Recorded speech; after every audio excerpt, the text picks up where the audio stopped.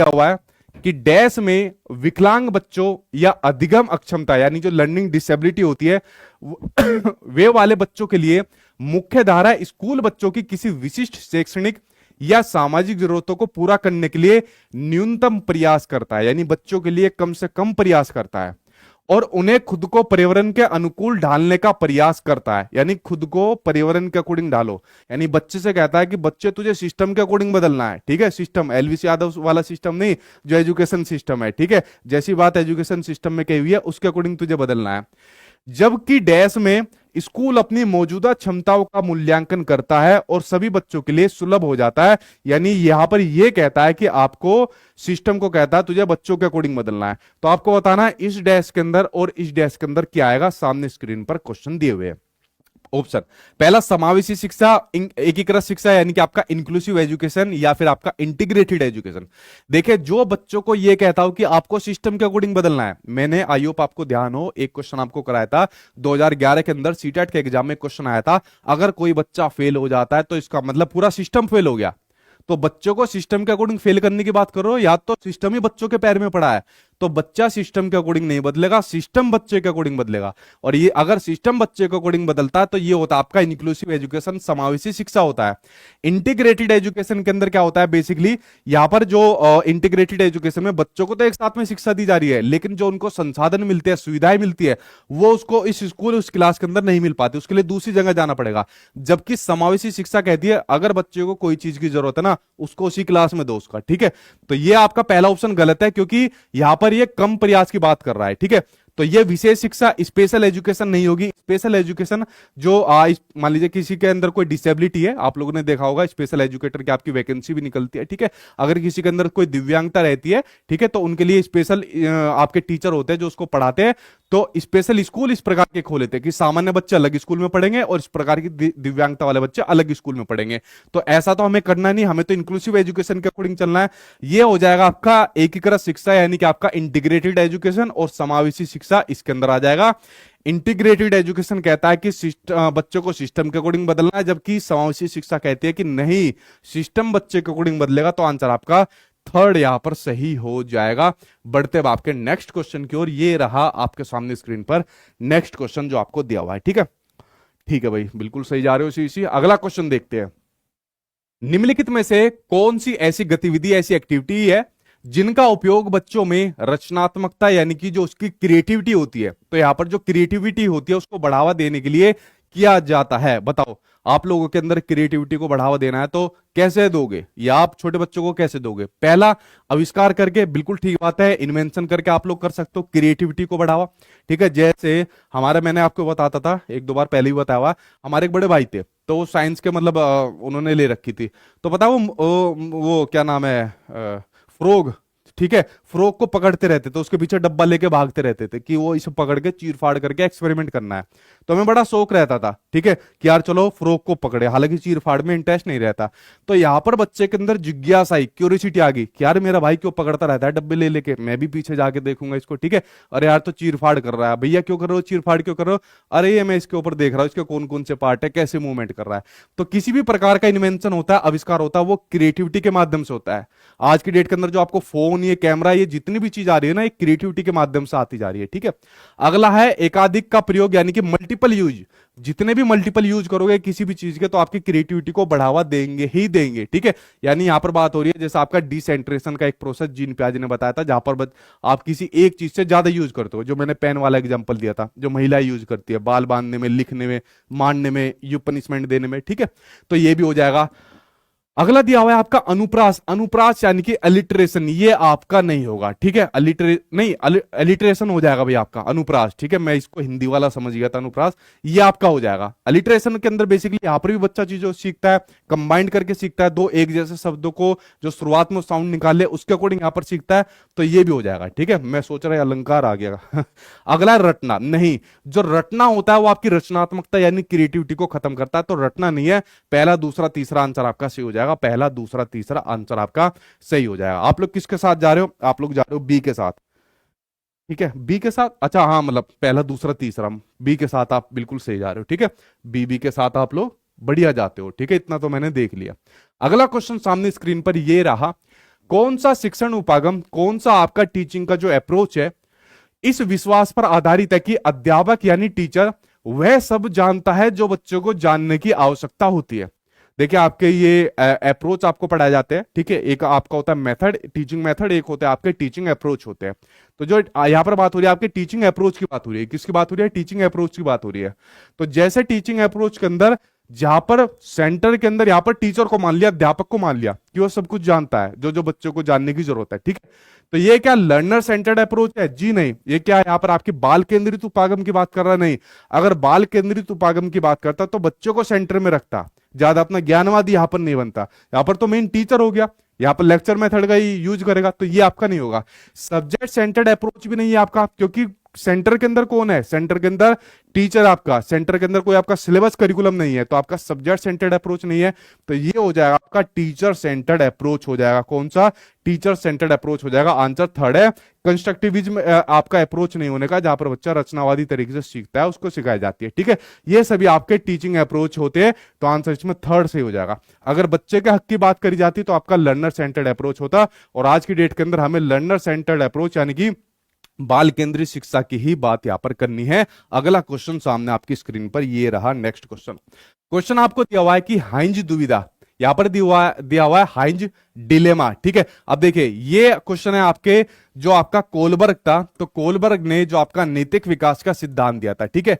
Kohlberg ने जो आपका नैतिक विकास का सिद्धांत दिया था, कल में जो आपका टॉपिक नंबर सेकंड होगा हमारा, वो आपका लॉरेंस कोलबर्ग का होगा यूट्यूब के ऊपर। तो आप लोग चैनल को सब्सक्राइब कर लिया करो या यूट्यूब पर सर्च मार लिया करो जितने जितने टॉपिक आपको चाहिए, ठीक है।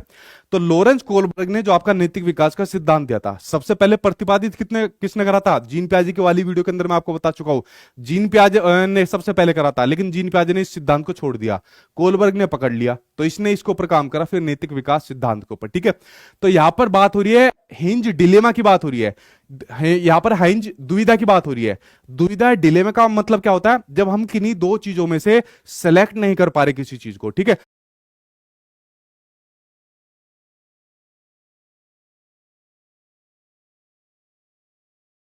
एक तरफ तो लड़की है वो आईएएस है, ठीक है, या मतलब खूब पैसे वाली है, और दूसरी तरफ एक लड़की है मान लीजिए जिससे आप प्यार करते हो। तो दो आपके सामने ऑप्शन है, घर वाले खड़े हैं आपके सामने, अब यार प्यार व्यार को छोड़, देखो आईएएस भी है, कितना पैसा उसके पास है, ये सब चीज है, लेकिन आप लोग यहाँ कंफ्यूज हो, यार अपने प्यार को जाए या माल की तरफ, पैसे की तरफ यहाँ पर जाए। तो आप किसके अंदर हो? यहाँ पर आप डिलेमा के अंदर हो, ठीक है, यानी आप लोग यहाँ पर दुविधा के अंदर हो। ठीक उसी प्रकार से हाइंज दुविधा के अंदर था। ये मैं कल की क्लास में बताऊंगा, जो आपकी हाइंज की स्टोरी थी, जब इनकी वाइफ की तबीयत खराब थी, तो ये भी दुविधा के अंदर आ गए थे कि यार मैं दवाई की चोरी करूं या रहने दूं, ठीक है।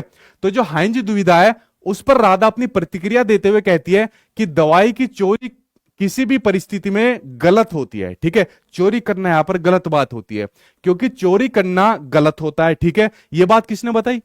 ये जो बच्ची को बात बताई चोरी करना गलत बात है, बात बताई किसने है? हम आपने बताई है, यानी कि समाज ने वाली बात बताई है ना, सोसाइटी ने वाली बात बताई है कि चोरी करना गलत है। मान लीजिए अगर हमारा समाज ये कह रहा होता चोरी करना बहुत अच्छी बात होती है, जो जितनी ज्यादा चोरी करेगा वो उतना ही अच्छा माना जाता है, तो हम लोग उसको फॉलो करने लग जाते, खूब भर भर के यहां पर चोरी करते। तो ये बात किसने बताई? समाज ने। तो यहां पर जो ये बच्ची आंसर दे रही है राधा कि चोरी करना गलत बात है, ठीक है। तो ये बताना लॉरेंस कोलबर्ग के नैतिक विकास सिद्धांत के अनुसार राधा किस लेवल पर है।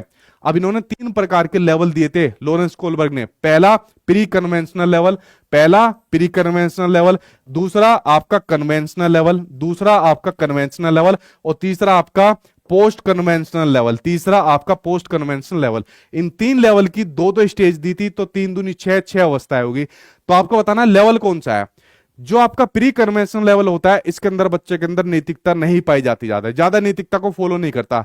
लेकिन दूसरा जो आपका लेवल होता है कन्वेंशनल लेवल, कन्वेंशनल लेवल के अंदर बच्चा जो भी नैतिकता दिखाता है, जो भी व्यवहार दिखाता है, वो दिखाता है समाज के अकॉर्डिंग। समाज ने अगर किसी चीज को सही कह दिया उसको सही मानेगा, गलत कह दिया तो उसको गलत मानेगा, ठीक है। तो आपका कन्वेंशनल लेवल है। और जब आपका पोस्ट कन्वेंशनल लेवल, तीसरा लेवल आ जाता है, इसमें बच्चा समाज की नहीं सुनता, खुद की सुनता है।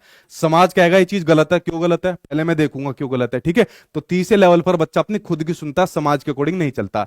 यहां पर जो इसने राधा ने कहा है कि चोरी करना गलत बात है, वो उसके समाज ने बात बताई, और समाज के अकॉर्डिंग बच्चा चलता है कन्वेंशनल लेवल के अंदर। और एक स्टेज भी दी हुई है लो एंड ऑर्डर ओरिएंटेशन, ठीक है, यानी यहां पर चलता है कानून व्यवस्था और अभिनव किरण के माध्यम से चलता है, कानून को फॉलो करता है, चाहे किसी की जान भी चली जाए कोई बात नहीं, लेकिन कानून को फॉलो करना चाहिए। आंसर आपका थर्ड सही हो जाएगा यहां पर, ठीक है। चलिए, अब कुछ लोग यहां पर ये भी पूछ रहे होंगे सर डिलेमा तो आपने बता दी, दुविधा तो बता दी, लेकिन मान लीजिए किसी ने जिसकी शादी मान लीजिए यहां पर हो रही है, उसने पैसे वाले लड़की को चुन लिया या पैसे वाले लड़के को चुन लिया, तो ये हो जाती है मोरल रीजनिंग, ठीक है। जब बच्चा दुविधा के अंदर होता है, ठीक है, तो डिलेमा होती है, यहां पर ऑप्शन में से सेलेक्ट नहीं कर पा रहा, और जब ये चिंतन प्रोसेस यहां पर कंप्लीट हो जाता है, सेलेक्ट कर लेता है जी मैं तो पैसे वाले को या पैसे वाले को चुनूंगा, तो ये हो जाती है आपकी मोरल रीजनिंग हो जाती है, नैतिक तर्कना हो जाती है। इसके बारे में कल की वीडियो के अंदर हम लोग पढ़ेंगे लॉरेंस कोलबर्ग के बारे में, क्योंकि आपके एग्जाम में आता ही आता क्वेश्चन है। सामने आ गया आपके स्क्रीन पर नेक्स्ट क्वेश्चन। अच्छा, आप लोगों की मान लीजिए जॉब भी लग जाती है, तो आप लोग किससे शादी करोगे? जो अच्छी लड़की होगी, अच्छा लड़का होगा, या जिसके पास ये सब अच्छा होगा? बताओ कमेंट बॉक्स में। अगला क्वेश्चन है स्क्रीन पर, राष्ट्रीय शिक्षा नीति 2020 एनईपी 2020 के संदर्भ में आकलन के बारे में यानी असेसमेंट के बारे में निम्न में से कौन सा कथन सही है, कौन सा स्टेटमेंट सही है आकलन के बारे में? तो चलिए नजर डाल लेते हैं इसके बारे में, ठीक है।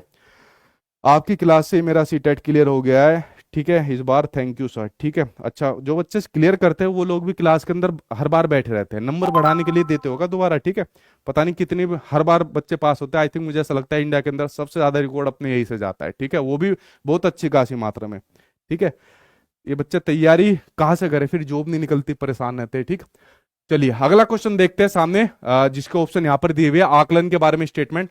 एनईपी 2020 योगात्मक आकलन के प्रयोग को प्रोत्साहित करता है, किसको करता है? समेटिव असेसमेंट को प्रोत्साहित करता है। देखिए, एक मैंने आपको बताया था फॉर्मेटिव असेसमेंट, एक होता है आपका समेटिव असेसमेंट।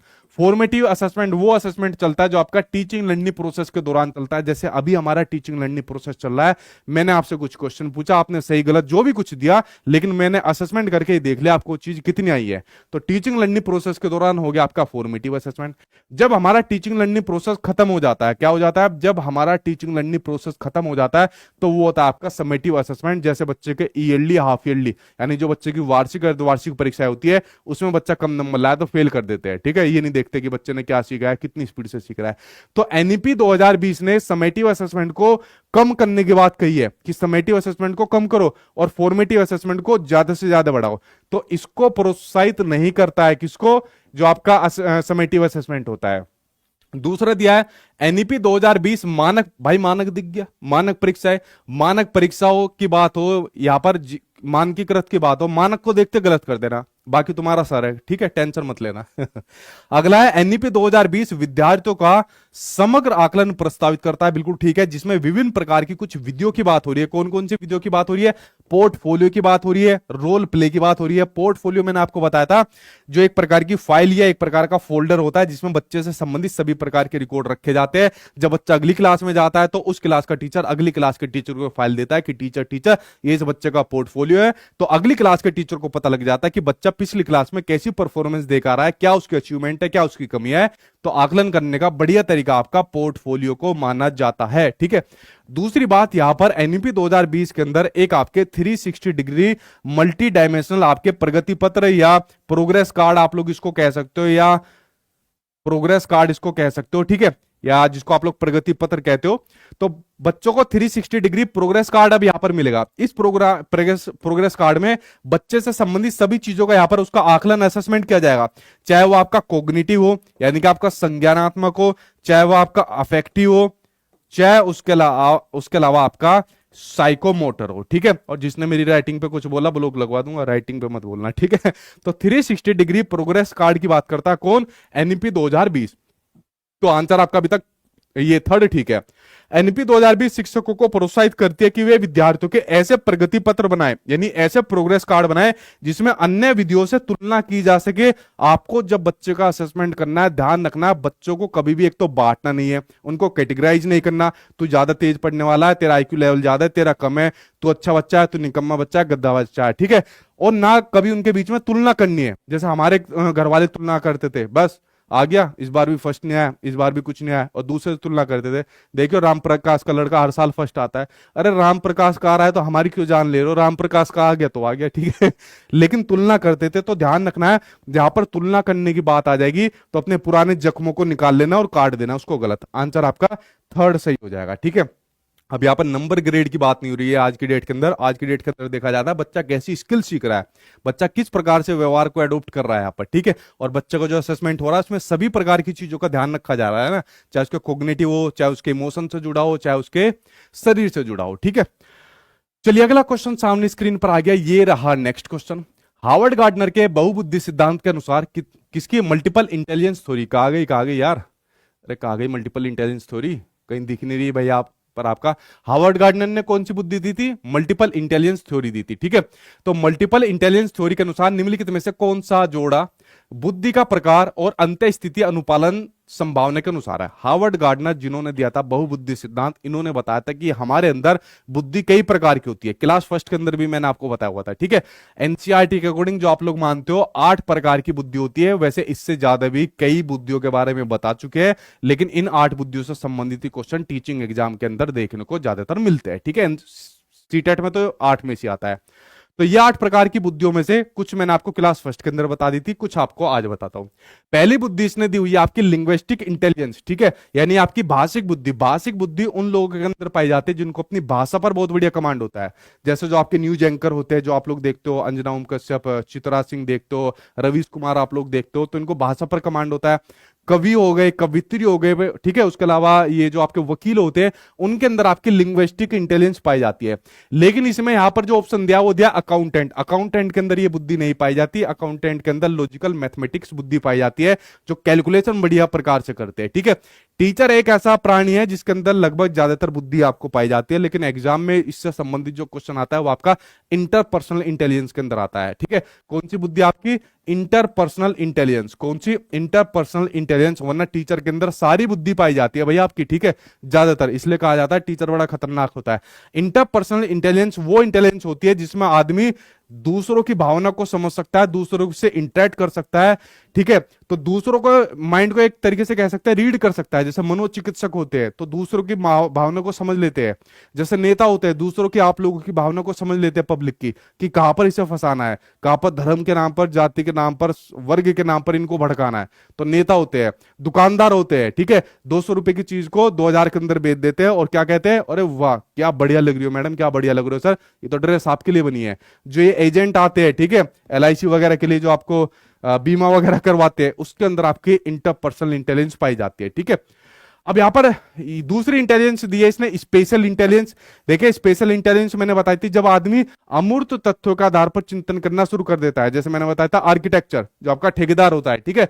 तो यहां पर जो स्पेशल इंटेलिजेंस है तो वो आर्किटेक्चर है। तो आप लोग किसके साथ जा रहे हो, आप लोग यहां पर सेकंड के साथ सभी लोग यहां पर जा रहे हो, ठीक है। थर्ड के साथ क्यों जा रहे हो भाई आप, थर्ड कौन सी है, बॉडीली काइनेस्थेटिक इंटेलिजेंस। भूल गए क्लास फर्स्ट के अंदर मैंने आपको क्या बताया था, बॉडी को मूवमेंट कराने वाली, बॉडी को गति देने वाली बुद्धि किसके अंदर होती है। जिसके अंदर मैंने एग्जांपल दिया था धर्मेंद्र। देखो धर्मेंद्र फाइट करते हैं, एक्टर है, धर्मेंद्र डांस कितना बढ़िया करते हैं, उनके अंदर ये वाली बुद्धि पाई जाती है, एक्टर या एक्ट्रेस के अंदर। ये एग्जाम्पल दिया था ना आपको।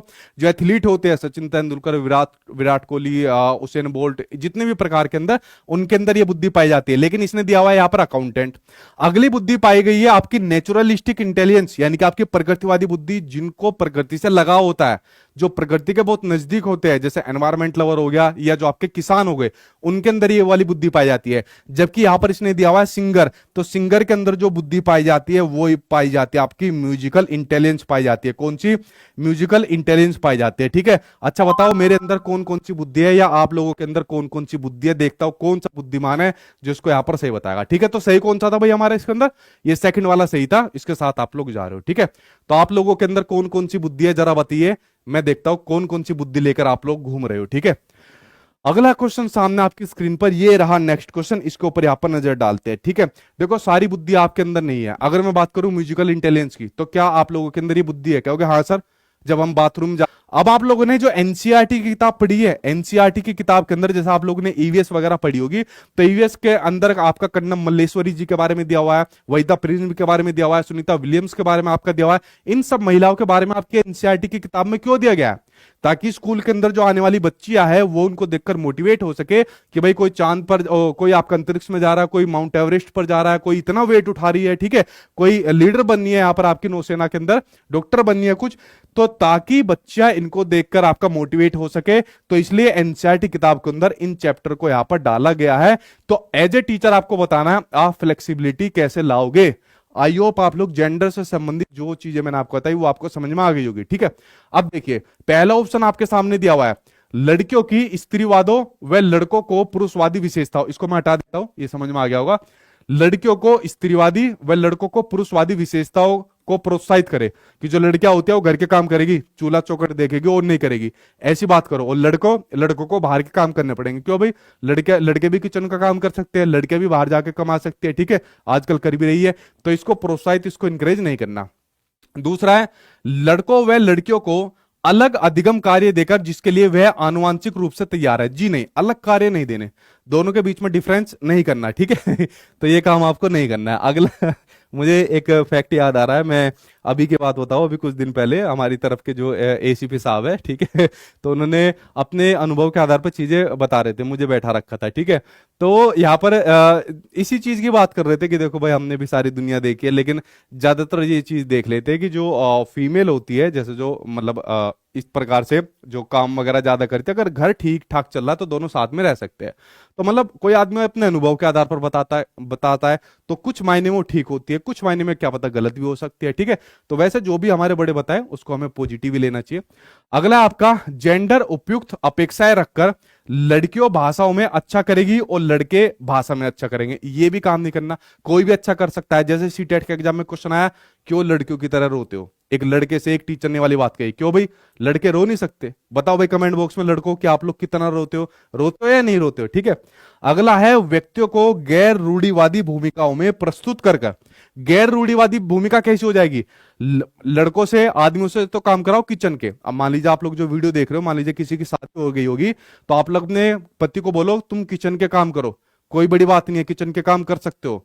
और महिला अगर मान लीजिए कोई ऐसी दिक्कत आ रही है, मान लीजिए फाइनेंशियली कोई अगर स्ट्रोंग नहीं है, तो मान लीजिए बाहर काम करना चाहती है तो बाहर काम कर लो। यहां पर अगर रोने की बात हो रही है तो लड़के भी रो दिया करो खुल के, लड़के नहीं रोते हैं, लड़के एकदम रो देती है, हर बात पे रो देती है।